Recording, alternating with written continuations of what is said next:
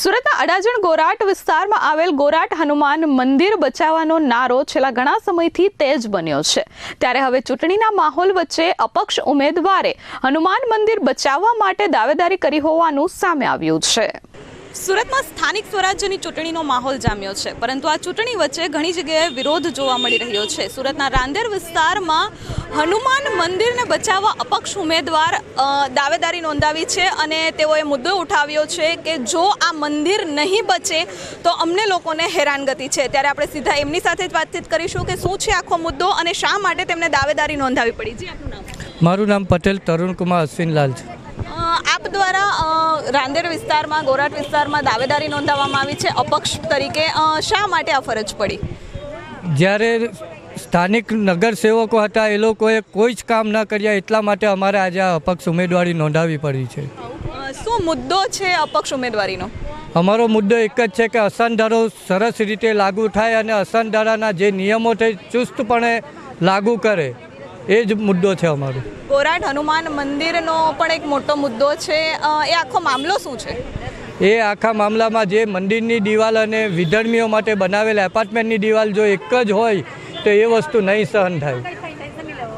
અહીં જે બિલ્ડિંગ બનાવવામાં આવી છે એ પહેલાં કોઈ પરમિશન લેવામાં આવી હતી કે શું છે? એ લોકોએ બધી ગેરરીતિ કરીને પરમિશનો લીધી છે।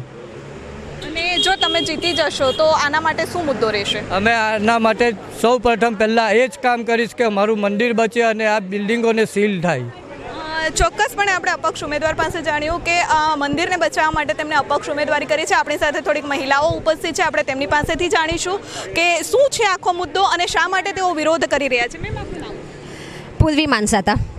આપના દ્વારા ગોરાટ હનુમાન મંદિરને બચાવવાની વાત કરવામાં આવી છે અને શું કયું એવું કારણ રહ્યું કે તમારે રોડ પર ઉતરવું પડ્યું? અમારે અત્યારે રોડ પર એટલે ઉતરવું પડ્યું છે કે અહીંયા અમારી મંદિર છે ગોરાટ હનુમાન મંદિર, જે 2003થી નિર્માણ થયેલું છે અને હવે ઘણી મોટી સંખ્યામાં અહીંયા પબ્લિક પણ આવતી થઈ છે। એની એક્ઝેક્ટ બાજુમાં અમારે વિધર્મી માટે રાજહંસ દેસાઈ ગ્રુપવાળા અહીંયા મકાન બાંધેલા છે, જે અમારે હિન્દુને આપવા છે, એ અમારે વિધર્મીને નથી આપવા। એના માટે અમે અત્યારે ન્યાય માટે અહીંયા ઉતરેલા છે। કેટલા સમયથી આપ લોકો દ્વારા રજૂઆત કરવામાં આવી હતી અને હવે અપક્ષ ઉમેદવારે દાવેદારી કરી છે આ મંદિર બચાવવા માટે, તો શું કહેશો? અમે છેલ્લા 5 વર્ષથી આ લડત લડીએ છીએ અને 5 વર્ષથી અમને ક્યાંયથી ન્યાય મળ્યો નથી, એટલે અમે અત્યારે અપક્ષ ઉમેદવારી છેલ્લા 5 વર્ષથી લડત લડ્યા છતાં ગાંધીનગર ગયા, હાઈકોર્ટમાં ગયા, પણ છતાં અમને કોઈ જગ્યાએથી ન્યાય નથી મળ્યો, એટલે અમે અપક્ષ ઉમેદવાર છેલ્લે લાસ્ટમાં ઊભો કર્યો। અને જો છતાં પણ આ વસ્તુ પોસિબલ નહીં થાય અને એ લોકો આ વિધર્મીઓને મકાન ફાળવશે તો તમારા દ્વારા આગામી પગલું શું રહેશે? આગામી પગલું અમારે પછી કરીશું અમારી રીતે કંઈ પણ કરીશું, એ ચોક્કસપણે છે। જયશ્રીબેન ટોલાવાલા। અમારે ભાજપ સાથે કોઈ જ નથી, નરેન્દ્રભાઈ મોદી સાથે અમારે કંઈ જ નથી, પણ વિધર્મીઓના હિસાબે અમારે આ પગલું આ વખતે ભરવું પડ્યું છે। 5 વર્ષથી અમે લડત કરી રહ્યા છે, હાઈકોર્ટ સુધી, ગાંધી બધે જ જઈ આવ્યા અમે। અમને એવી રીતે કીધું થશે થશે થશે, પણ કશું જ વસ્તુ થઈ નહીં। અહીંયા કોર્પોરેટર ભાજપના હતા, આવતા પણ હતા, એમને અમે વાત પણ કરી, રજૂઆત પણ કરી, લેખિતમાં પણ બધું આપ્યું હતું, એક વસ્તુ કર્યું હતું અમે લોકોએ, પણ એ લોકો થશે થશે થશે કરી આપીશું, તેને પછી આગળ કશું જ વસ્તુ થઈ નહીં ને તે પછી અમારે છેલ્લે આ પગલું ભરવું પડ્યું કે છેલ્લા 24 વર્ષથી અમારું મંદિર છે, અહીંયા બધી જ અમારે 80થી 90 સોસાયટી હિન્દુઓની સોસાયટી છે અને તેમાં વિધર્મીઓ માટે એપાર્ટમેન્ટ ઊભા કરી દીધા છે। જ્યારે આપણે હિન્દુઓ માંગવા જઈએ, ફ્લેટ જોવા જઈએ, માંગવા જઈએ તો અમને બહારથી જ ના પાડી દે છે કે આ તમારા માટે નથી, આ અમારા લોકોના માટે છે, એટલે તમે અહીંથી નીકળો ને અમને કાઢી મૂકે છે।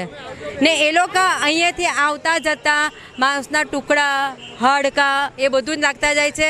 પોસ્ટરો લગાવ્યા હોય તો પોસ્ટરો પણ ફાડી નાખે છે એ લોકો, ભગવાનના પોસ્ટર લગાવ્યા હોય તો એના પર એ લોકો ખરાબ વસ્તુ પણ કરી જાય છે। હવે તમે સમજી જજો, થૂકી પણ જાય છે ને બીજી બધી વસ્તુ પણ કરી જાય છે। હા, બસ આ અમારે એ જ છે કે આ હિન્દુઓને જ ફ્લેટ આપો તમે।